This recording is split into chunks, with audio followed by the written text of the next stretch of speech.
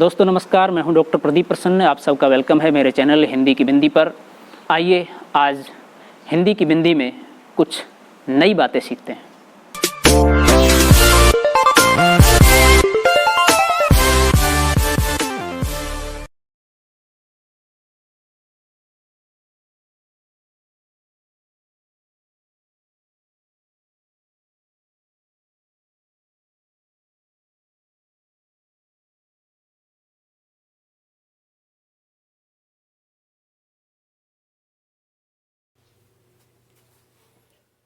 विद्यार्थियों, आज की वीडियो हम बना रहे हैं कक्षा 12 की हिंदी पुस्तक अंतरा पाठ 9 दूसरा देवदास, जिसकी लेखिका है ममता कालिया। ये एक बहुत ही अच्छी कहानी है।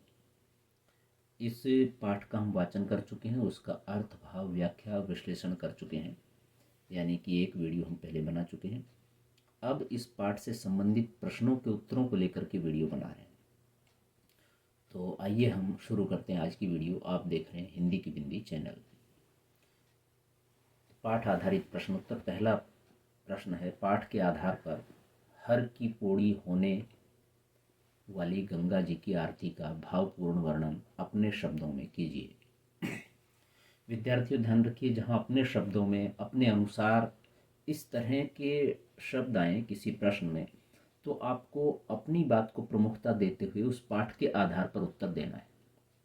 अब हम आपके सामने लिख रहे हैं, आप इसको बदल करके अपने अनुसार भी लिख सकते हैं, चाहे ये भी लिख सकते हैं, जैसे आपको उचित लगे।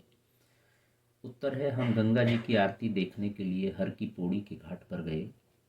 उस घाट पर गंगा जी की आरती बहुत ही भव्य रूप से की जाती है।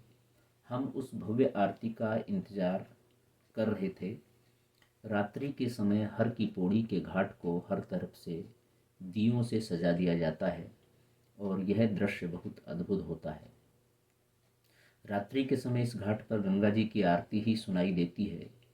इन दियों की चमक से पूरा घाट जगमगा उठता है।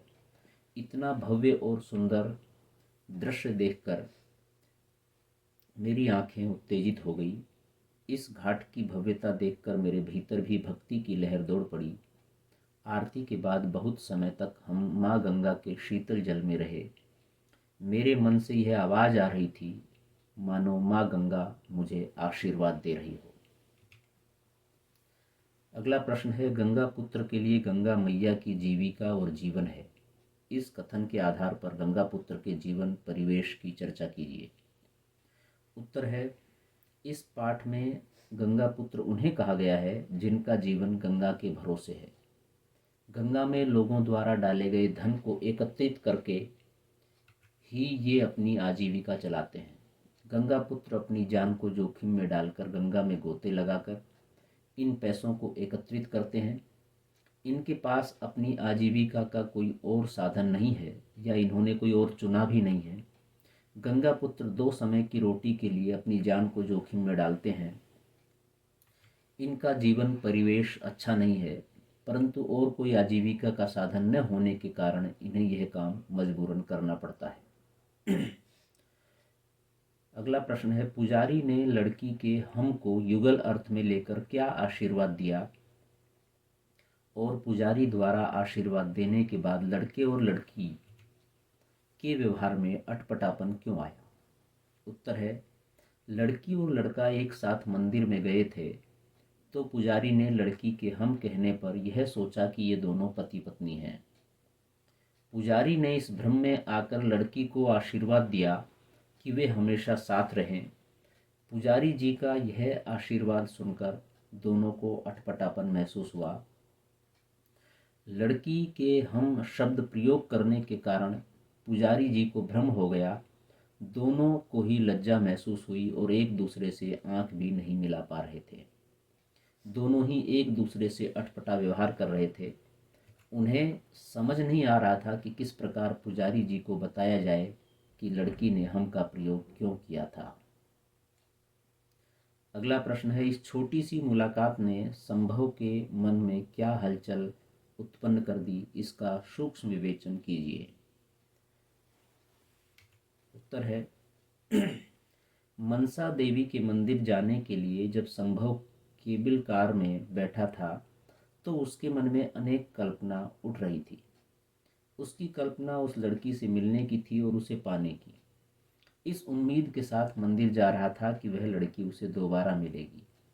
पहली मुलाकात से ही संभव उस लड़की को चाहने लगा था और भीतर ही भीतर प्रेम जाल में बनता जा रहा था। उस लड़की की पहली झलक संभव के मन में बस गई थी। पारो की सुंदर छवि को वह भुला नहीं पा रहा था। गुलाबी साड़ी में पारो बहुत सुंदर लग रही थी। संभव को यही दृश्य बार बार याद आ रहा था।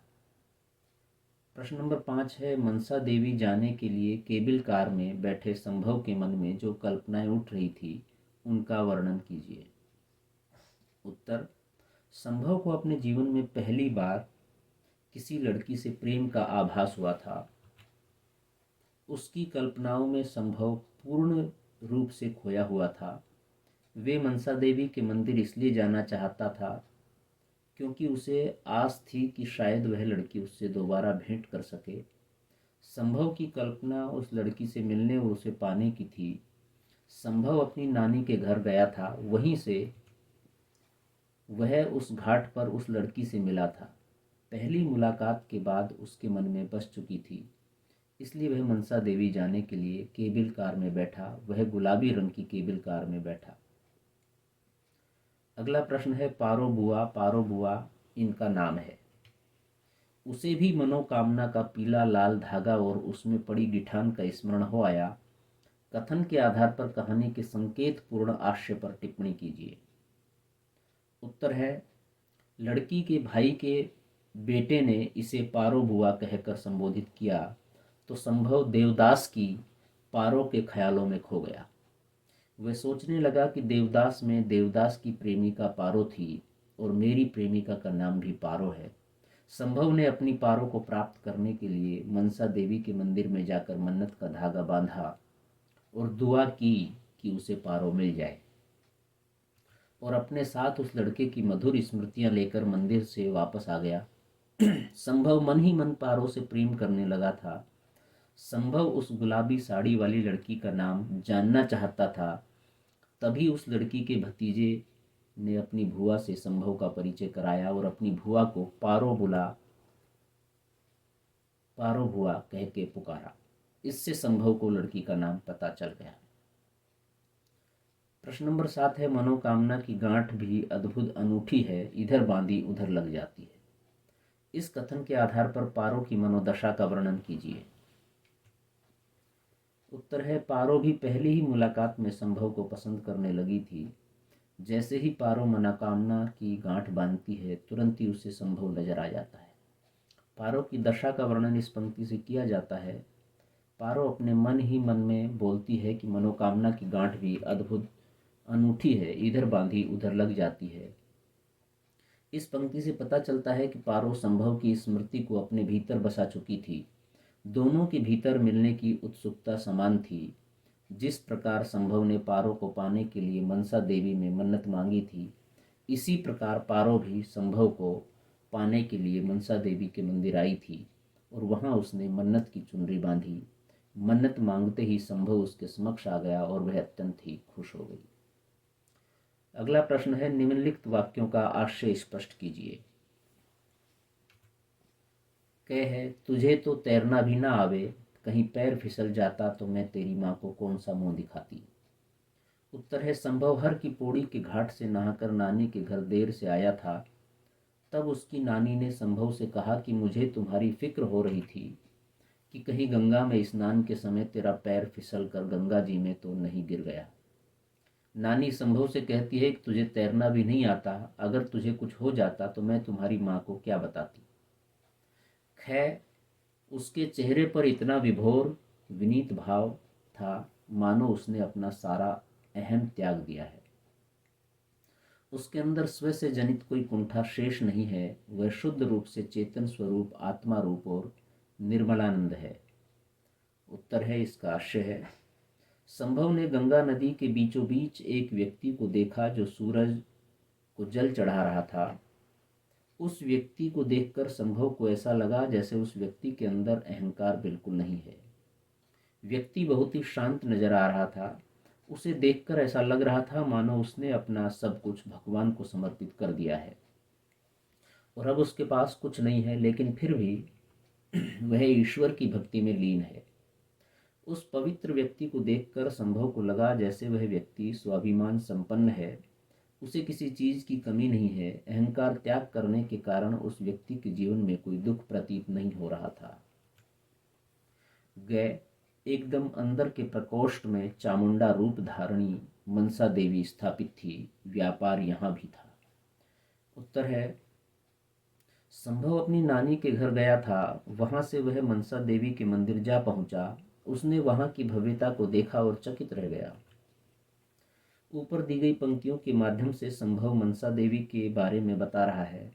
मनसा देवी के मंदिर में संभव ने चामुंडा रूप में स्थापित मनसा देवी के दर्शन किए तथा मंदिर के आसपास लगी दुकानों को देखकर वह सोचने लगा कि मंदिर के साथ साथ यह व्यापार का भी अच्छा साधन है। मंदिर के बाहर लगी दुकानों को देखकर ऐसा लगता है कि मंदिर होने के साथ साथ यहाँ लोगों की आजीविका का साधन भी है।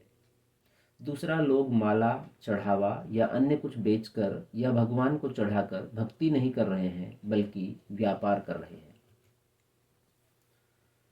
अगला प्रश्न है, दूसरा देवदास कहानी के शीर्षक की सार्थकता स्पष्ट कीजिए। उत्तर है, इस कहानी के पात्र संभव अपनी प्रेमिका पारो से मिलने के लिए बहुत व्याकुल रहते हैं। जिस तरह शरत चंद्र के उपन्यास में देवदास अपनी पारो से मिलने के लिए व्याकुल रहता है, अतः इस कहानी का शीर्षक दूसरा देवदास सार्थक है। पारो के एकमात्र दर्शन से संभव उसके प्रेम में डूब जाता है।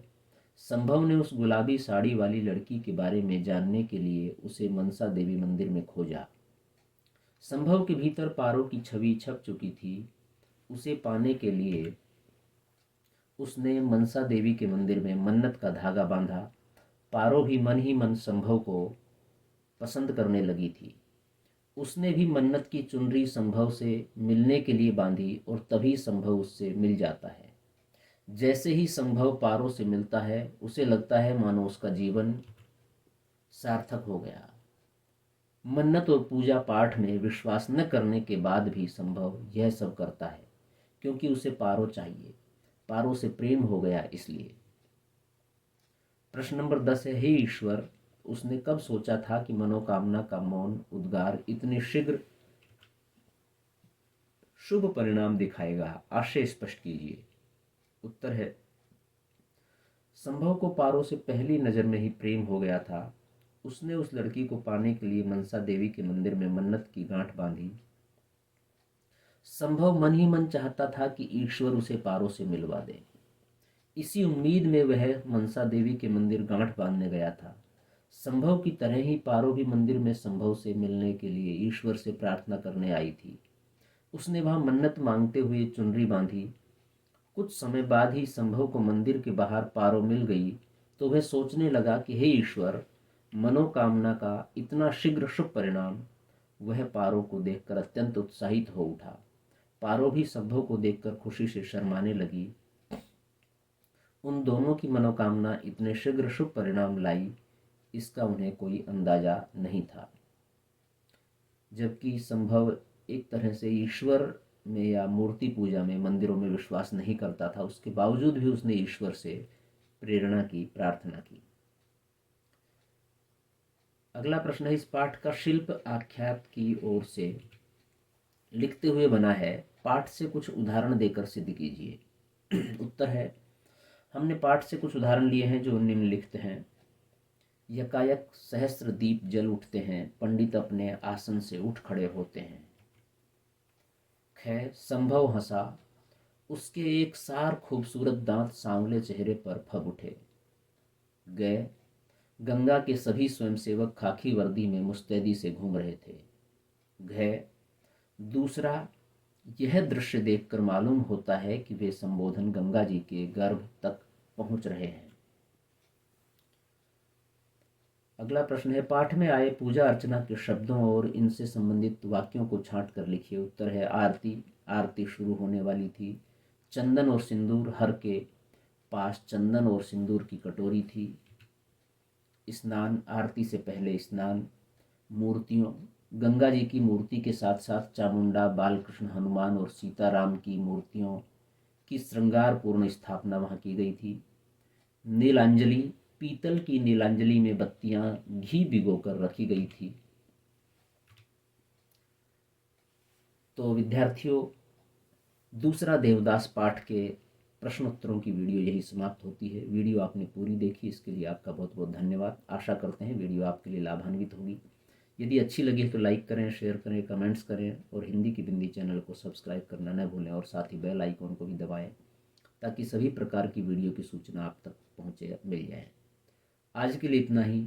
नेक्स्ट वीडियो में नेक्स्ट टॉपिक के साथ फिर मिलते हैं। तब तक के लिए शुक्रिया, नमस्कार।